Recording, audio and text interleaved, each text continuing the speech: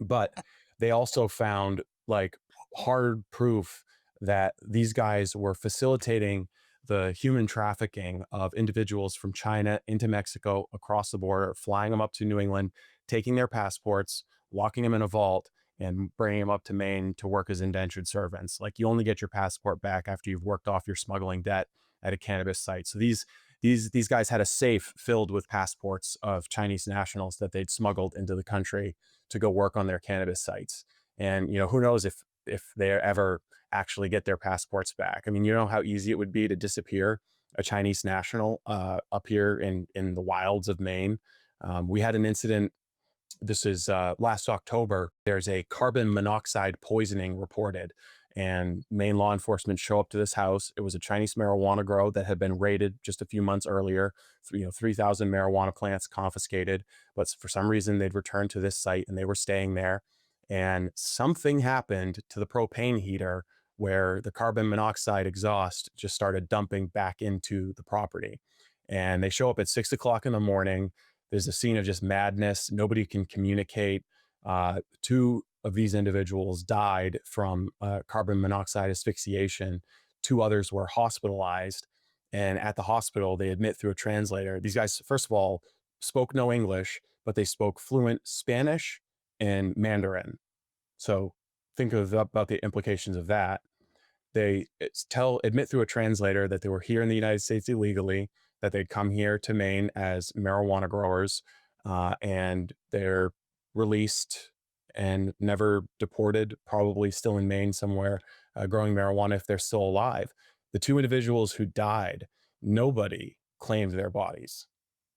There were nobody, we don't even, I mean, their family, their mom and dad back in China, like, think about, they're old Yeah. enough where they were born under the one family policy in China. So these two individuals, like, they died nameless and anonymous at a cannabis flop house in rural Maine, and no one claimed their body. And that's the end of the line for their entire family.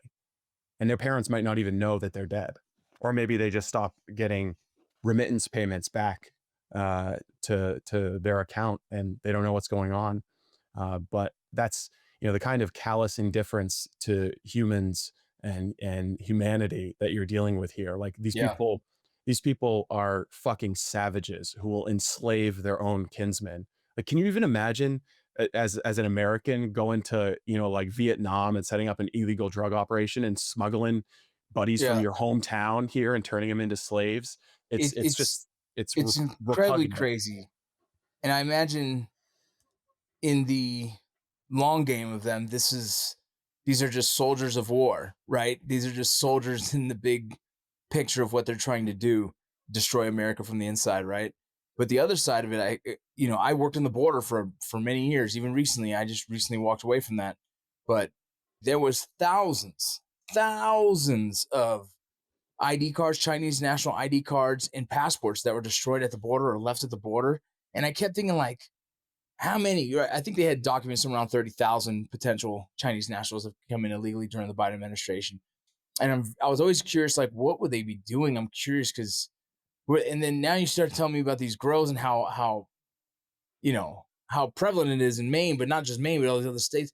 I'm curious if that was a big part of the push, right, for these marijuana grows to get more support across the Absolutely, nation. absolutely. Yes. I can guarantee it. And I said it at the time. I think it was you and others, reporters who were covering, the Biden era border crisis. Every time there's a column of, 1,000 military aged Chinese guys walking into America, Yeah. I said, "Oh, they're on their way to Maine to grow marijuana. Come on up. We got some marijuana that needs to be harvested." But we've also had cross-border incidents in Maine because, we've got a massive, I mean, people don't really think about this, but we have a massive international border, both our border with Canada, but the marine border as well. Yeah. Our coast is longer than California's when you consider all the sneaky inlets and outlets. And we know that some of these Asian criminal groups have taken control of, for example, sardine processing canneries that are right on the water, where a boat from Canada could pull right up in, unload, offload, load up, whatever, and go away in the middle of the night. And we've heard Oh my stories about that God. thing happening. We had 4 Chinese nationals who were apprehended trying to cross the border to into a getaway vehicle from Canada into the United States. And I know from talking with some local cops up there that when they apprehended him, the getaway driver still had his phone set up on the dash, and it had his Google Maps route programmed, and it was like from New York up to Maine, illegal marijuana grow, illegal marijuana grow, illegal marijuana grow, illegal marijuana grow to the border to pick up some people. So it's like Wow. very obviously you're dealing with a sophisticated transnational or criminal organization. There's a command and control system. Domestically, it's based in Flushing, New York. This is well known. But there's for reasons of political correctness, they can't call it Chinese organized crime. They have to call it Flushing-based crime. There's all these euphemisms that the FBI or the Justice Department has to use in order to I've refer never to heard that term. Chinese organized crime. Yeah, Flushing-based crime is what the FBI has to refer to it as in New York. Because if you call it Chinese organized crime, well, then you're profiling, and that's bad. And I've actually had disputes with law enforcement here in Maine over whether or not, it's okay to say that this is Chinese organized crime. But due to the overwhelming links with the Chinese Communist Party and a massive nation state actor that wants nothing but bad things to happen to us, I think you have to say that this is Chinese organized crime. Yeah. It's very interesting. I just read something on, the CCP using kind of like strategic media to create further division in America, right? And they've been doing it for a long time. And so it's just like all of it is just fascinating. It all aligns with that article that I'm probably writing something about that to kind of counter narrative as well as to hopefully, help others understand what's happening. But yeah, it all aligns with just this big play, man, destroying us from the inside and just things like being afraid of just saying exactly what it is. Right. Yeah, yeah, and I think the probably the most acute harm that we're seeing from it right now is the illegal pesticides and fungicides that are being imported from China. These are, chemicals that are useful if you're growing marijuana because they prevent insect and fungal pests from destroying your crop. Like if you get this, powdery mildew on your weed, it's bad for business. It's not going to be as valuable. So it's one of the biggest threats to your bottom line. So, through law enforcement sources, we have learned that there's a network where they import Chinese made pesticides. And they're like, Chinese Walter Whites mixing 12 or 18 different pesticides and fungicides together. And then if it's a big grow at like a hoop house in California, they'll fill like a drum, like a barrel drum with this Mhm. concoction of pesticides and some ammonium nitrate in a wick, and they just burn it, and the smoke fills the hoop house and coats everything. So it kills off, it ensures that no fungus and no bug is going to be alive in that hoop house for the entire duration that the marijuana is growing until it's harvested. But it also remains on the marijuana until the point that it's consumed.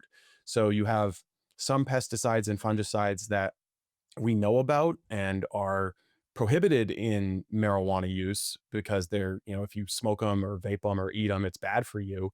But there's also some that were totally unidentified, and they only figured out what they were dealing with in terms of these chemicals by bringing in the Weapons of Mass Destruction Unit from the National Guard to do testing on these chemicals. And they are biological weapons. Like they are neurotoxins that target the central nervous system of insects, and they also target the central nervous system of human beings. And they're being brought in here, shipped here under false pretenses, and distributed from like the same, based on shipping labels. They were able to find where the chemicals they were finding at these grow houses in Siskiyou County were being shipped from. They tracked it back to this house. This one house was shipping the same style packages to properties in Maine. I went to one of the properties where they were sending shipments, knocked on the door, investigated, tried to figure out what was going on. We did a story about that particular house and the existence of these pesticides and fungicides. 5 days later, that house goes up for sale. I mean, I don't think this was a coincidence. And then about 2 weeks after that, I got a phone call from an elderly woman who had taken a tour of the house as a prospective buyer with her two grandchildren. And about 5 minutes after walking through that house, they'd begun to experience respiratory symptoms, burning eyes, shortness of breath. and they were worried enough that they Googled the house, saw my article, and called me to say, what do I do about Wow. this? But those chemicals are being found in vape cartridges, in weed, all of these drugs that are being consumed by the American people all across the United States, not just in Maine, not just in California, not just in Oklahoma. All of these products are moving across state lines. They're moving even to other countries. Other countries are starting to complain about getting shipments of American cannabis, at least American grown cannabis. But these chemicals are having an untold impact on the nervous systems and the health of the individuals who are consuming them, and we don't know about it.